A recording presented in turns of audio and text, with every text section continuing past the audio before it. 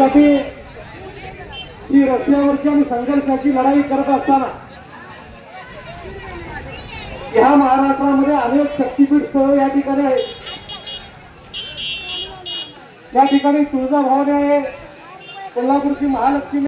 चुकीच्या पद्धतीने काहीतरी सांगून लोकांची दिशाभूल करून जर का त्या गोळा करत असल्या आणि तुमच्या जर खऱ्या अर्थानं जर का महामार्गाचे फायदे होते, महामार्गावरून तुमचं कल्याण होणार होतं, महामार्गाने लोकांची समृद्धी होणार होती, तर कुठल्या गावात जाऊन अशा पद्धतीचा एखादा मेळावा का आपण घेतला नाही?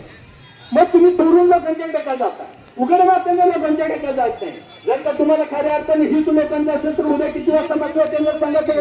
सगळे ज्यावेळेला या सगळ्याची सुरुवात झाली जिथे साहेब त्यावेळी शक्तीपीठ महामार्ग या ठिकाणी आम्ही आणला आणि या भागाचा विकास करतो म्हणून या तालुक्याच्या विद्यमान आमदारांनी या ठिकाणी एक मोठा बोर्ड लावला. दरम्यानच्या काळामध्ये निवडणूक लागली, निवडणुकीमध्ये तिची भूमिका त्या ठिकाणी बदलली आणि जनता निघालं.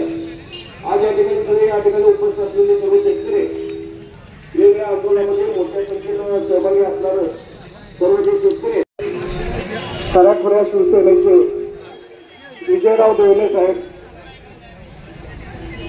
आमचे या बुदरगड तालुक्यातले नेते कॉम्रेड सम्राट मोरे, राहुलदादा देसाई, आमचे जे आणि म्हणून आमचा विरोध आहे आणि म्हणून आमची भूमिका आहे. ती काय काल तुम्हाला या भागाचे आमदार असतील, त्या कोल्हापूर जिल्ह्याचे पालकमंत्री असतील, पालकमंत्री म्हणून तुम्ही ज्याला शपथविधी घेता त्या कोल्हापूर जिल्ह्याचं पालकत्व स्वीकारता आणि या कोल्हापूर जिल्ह्याच्या ज्या गावामध्ये तुमच्या राजकारणाचा उदय झाला, ज्या गावाच्या तालुक्याच्या लोकांनी तुम्हाला मतं दिली, ज्या बुदरगड तालुक्यानं तुम्हाला पालकमंत्री केलं, त्या आमदार प्रकाश आंबेडकरांना माझी विनंती आहे पालकमंत्र्यांना की आपण कोल्हापुरामध्ये विविध असणाऱ्या अडचणींच्यावर, मग कोल्हापूरच्या हातावालीचा प्रश्न असू दे, कोल्हापूरच्या रत्नागिरी महामार्गाचा प्रश्न असू दे, कोल्हापुरातून सांगली जाणारा रस्ता असू दे, या सर्व रस्त्याकडे ज्या पद्धतीने बघता त्यावेळेला तुमच्यावर नाळ असणारे, तुमच्यावर काम करणारे, तुम्हाला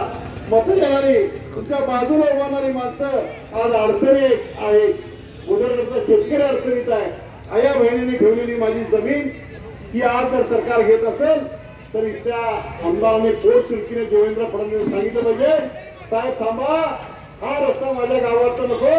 माजी मुख्यमंत्री एकनाथ शिंदे यांनी सांगून गेलं की मी हा रस्ता करणार नाही. एक या ठिकाणी सांगितलं, विमानतळावर सांगितलं आणि परत तुम्ही जर महामार्ग अर्ज असाल तर माझी विनंती आहे, 12 तारखेला आम्ही सर्व मंडळी एक मुंबईला गळफास आंदोलन म्हणून आम्ही या मुंबईच्या अर्थसंकल्पीय अधिवेशनावर आझाद मैदानावर जाणार आहोत. त्याची तयारी पण आपण झालेली आहे. आज लोकांना माझे सहकारी मित्र काँग्रेस पक्षाचे जिल्हाध्यक्ष आदरणीय सचिन बंटे पाटील त्याच्यात पूर्ण नियोजित कामामुळे येऊ शकले नाही, पण मी असेल, बाबा असेल, किती पाटील असेल, शिवाजीराव मगदूम असतील, राहुल असेल, संपत असेल, आमची सर्वांची त्या मोर्चाची तयारी असेल. म्हणून पालकमंत्र्यांना माझी विनंती आहे की आपण एक काम करावं. आपण कोल्हापूर जिल्ह्याचे पालकमंत्री आहात, तुम्ही कोल्हापुरामध्ये या रस्त्याच्या वरतीमध्ये एक सुनावणी लावा, कलेक्टरच्या समोर सुनावणी घ्या, सगळ्या शेतकऱ्यांना बोलवा आणि जर सर्व शेतकऱ्यांचा तुम्हाला विरोध असेल तर माझ्या जिल्ह्याचा रस्ता जाता कामा नये, महाराष्ट्राचा कुठेही रस्ता जाता कामा नये, अशी भूमिका आपण घेतली पाहिजे. काही काळाला वाटतं नांदेडच्या, उस्मानाबादच्या, धाराशिवच्या या लोकांना असं वाटतं की नाही, हा महामार्ग कोल्हापुराचा रद्द झाला म्हणजे कोल्हापूर तुमच्या पाठीशी नाहीये, पण बाजूला जाणारी औलाद ही आमच्या कोल्हापूरची नाही आहे, आमची गावं वगैरे असली तरी आम्ही तुमच्या पाठीचे आहोत, अशी भूमिका आम्ही शेतकऱ्यांच्या बाजूने घेतली.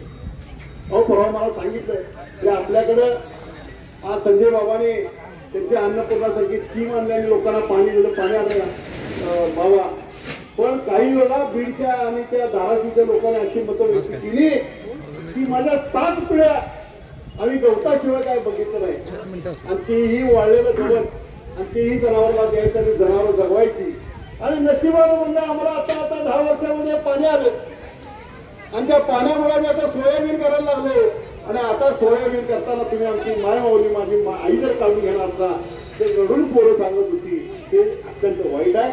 आणि याकडे महाराष्ट्राच्या मुख्यमंत्र्यांना बघितलं पाहिजे, या कोल्हापूर जिल्ह्याच्या पालकमंत्र्यांना घेतलं पाहिजे. आणि माझं म्हणणं बाबा आपल्याला पण एक विनंती आहे की किती जरी असले तर राजकारण जरी करत असला तरी तर तुम्ही अनेक मोर्चामध्ये सहभागी होता, पण तुमची कायम समन्वयाची चांगली भूमिका आहे आणि तुमच्या आणि मुश्रीफ साहेबांची खरोखर एक चांगली पैसे आणि त्यांनी त्यांचे विचारही व्यक्त केलेले आहेत.